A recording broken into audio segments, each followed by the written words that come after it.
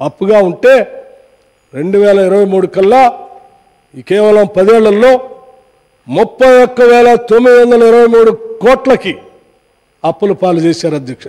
మొత్తంగా ఈ విద్యుత్ రంగ సంస్థలకు సంబంధించి 81,516 కోట్లకి అప్పుల పాలు చేసినటువంటి దుస్థితి ఈరోజు రాష్ట్రంలో మన స్పష్టంగా అర్థం అవుతోంది.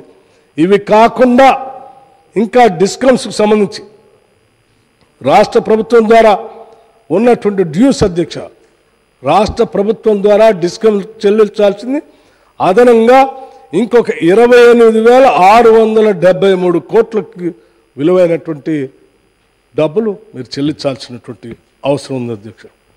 అలాగే అధ్యక్ష, మీ పాలన సక్రమంగా లేకపోవటం వల్ల, ప్రణాళికాబద్ధంగా లేకపోబట్టి, మీరు సరైనటువంటి దూరదృష్టి లేకపోవటం వల్ల డిస్కమ్ల డెఫిసిట్ కూడా చాలా లోతులోకి వెళ్ళిపోయింది అధ్యక్ష.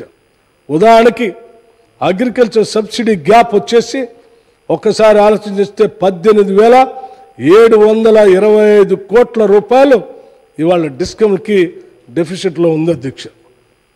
అట్లాగే గవర్నమెంట్ డ్యూస్ డిస్కమ్కి ఇవ్వాల్సినటువంటిది 28,843 కోట్ల అధ్యక్ష. ఇట్లా ట్రూ అప్ మీన్స్ 14,928 కోట్ల అధ్యక్ష. మొత్తంగా ఈ డిస్కమ్లు ఈరోజు డెఫిసిట్లో 62,496 కోట్లు ఇవాళ డిస్కమ్లో డెఫిసిట్లో ఉన్నాయి అధ్యక్ష.